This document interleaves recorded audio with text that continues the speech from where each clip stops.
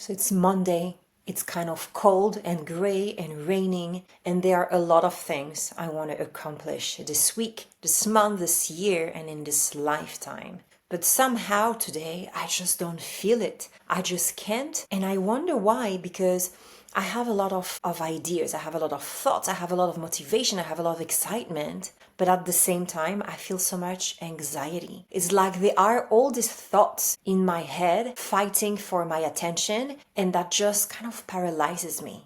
I don't know if that feels familiar to you, but if that's so, this is what we call being a lot in your head. And the confusing part is that there's so many things happening, and there's this sort of fear of missing out. What if I don't act on that specific idea right now? Is that going to still be here tomorrow? Or what if I miss my chance, my opportunity? And these are all valid question mark and doubts. But the most important thing is, how does that make you feel? So this is what I want to bring on the forefront today. If this is your first time here, my name is Joëlle. I am a feminine embodiment coach. I am an empowerment coach. I work mostly with women over 40, women who are living the expat life. And what I love the most is to bring to the surface topics and challenges that are common to us all and break things down so you can live your life with a lot more joy, with a lot more alignment, with excitement, without the guilt, and as well feeling seen and understood and supported. If this is not your first time, welcome back. I'm so excited that you're joining me today. This is episode number 20. What to do when you are too much in your head. So let's break down what is happening, and I'm going to share with you what's happening with me. So I have just finished my year-long study. This is something that just happened last week on Friday. So it was a big celebration for me. I took the time off on the weekend. I spent it with my family. It was kind of a very low-key weekend, and that was perfect. That was just what I needed. And today's Monday, and I'm like, so what now? Because I was in this study mode and I was feeling very excited to learn something new, and I have already set some stuff in place. I already have a few clients, but now it all became more real. And that's also when the doubt and the self-doubt come a lot more in the picture and at play. And so what's happening right now is that all at the same time, I want to be out there. I want to practice. I want to network. I want to find clients. I have this email to send. I have this other thing I need to do for my kid, and that other thing I need to do for my home. And it's all rushing in at the same time in that one place in my head. And I'm overwhelmed. And how do I get started? Which thread to follow? Which idea to connect with today? How to best use the hours that I have within my day, within my week, within my month? And how not to feel that there's just too much. And there's also this, I'm starting something new. I want to see how others are doing it. And I start to check. What are this person doing online? How do they communicate about what they do? What's happening in their life? And then I start to compare myself and thinking that I'm never going to reach that point, but this person is like 37 chapters ahead of me.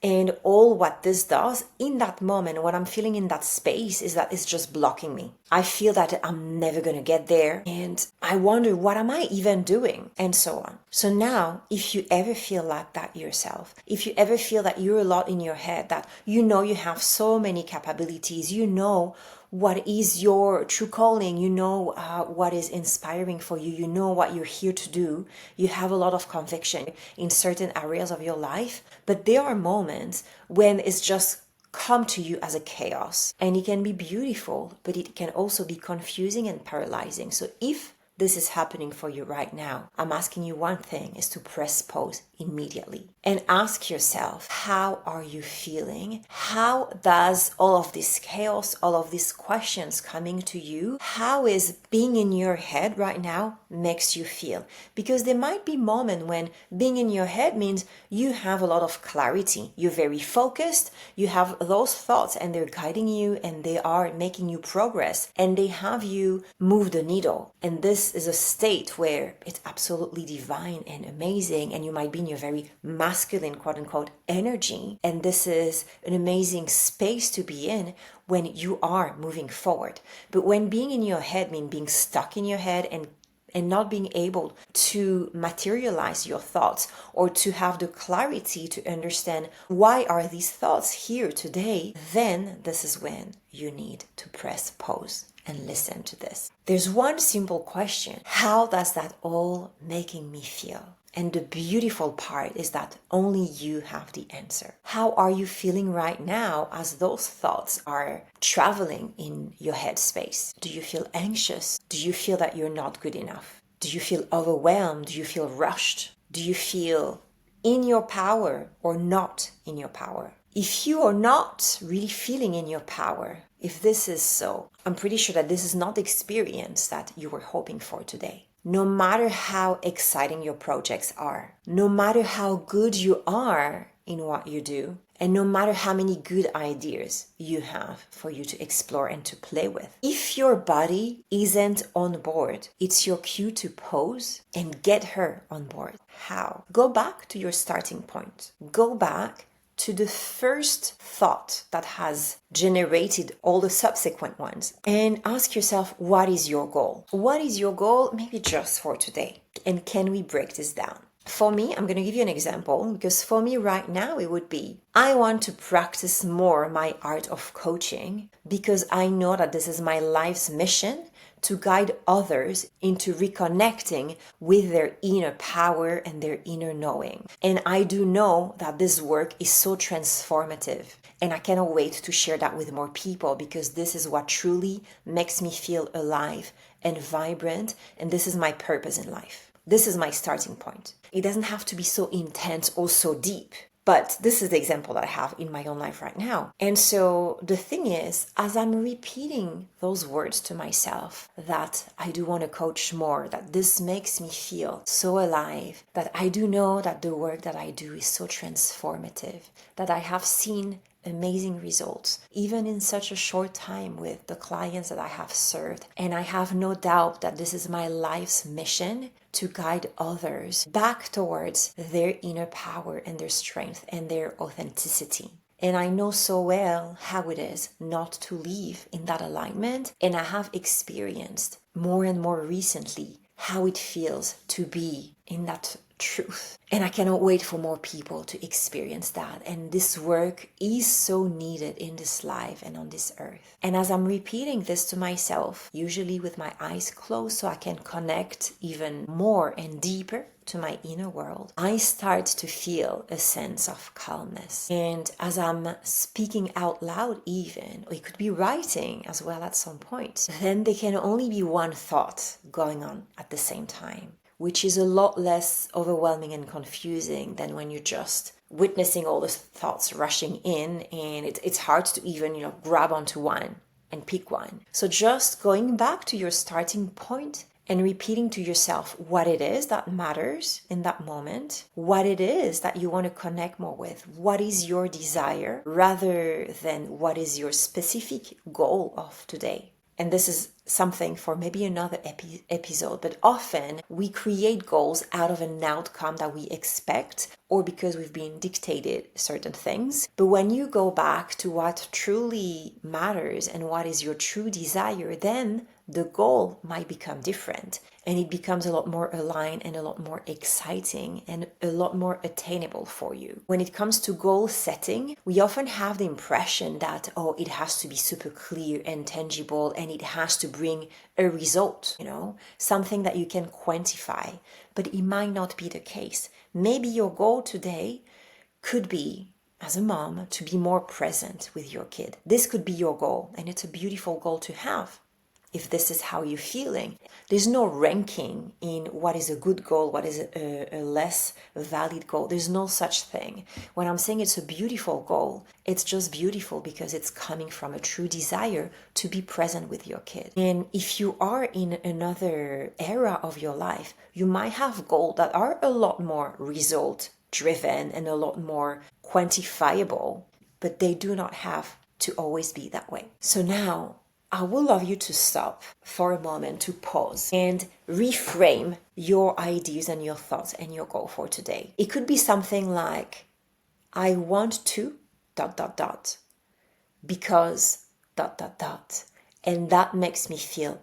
and Obviously, it's for you to fill up the blank. And have that to land in your body. And now ask yourself, how does this new conversation with yourself feel? Do you still feel as overwhelmed or maybe less? Do you feel more in resonance with what's happening, through the words that you are saying out loud or writing? Do you feel closer to your desires and to just understanding what's happening in your head? Maybe there's even a sense of joy and peace rushing through you. And I so invite you to welcome that and even to stay with this for a few seconds or a few minutes if you can. And now take a few minutes to ask yourself, how do you want to answer to this? What is a tangible, actionable step that you can take so you feel that, you move out of just being stuck in your head to taking action in your actual physical world? And this is a very important part too, because we can be amazing at having ideas and creating projects, but when they stay at the level of our mind and our imagination, you might sense a feel of frustration because it's all so clear to you, but only you can see it. And sometimes you might feel a disconnect with your reality, like why people are not seeing it, because it's just confined in your brain, in your head. So taking some actions, and it can be just that one action, is going to allow you a sense of growth and achievement and progress. And when you have this new goal that you're going to set for yourself, I really want you to consider if it's coming from a place of anxiety and scarcity, like, I need to get this done, or if it's rather coming from, I know what I want to do, I'm so inspired by my mission, I'm so inspired by this aspiration that I have in whatever area of your life that is. So what is this goal gonna look like for me so I can get closer to that? And the energy shift between doing something because you feel you have to, shifting from that to I'm gonna get to do this because I really want to, is a real life changer. Now, one common challenge that can surface when you are too much in your head and working on getting out of it is that we have big dreams. You probably have big dreams.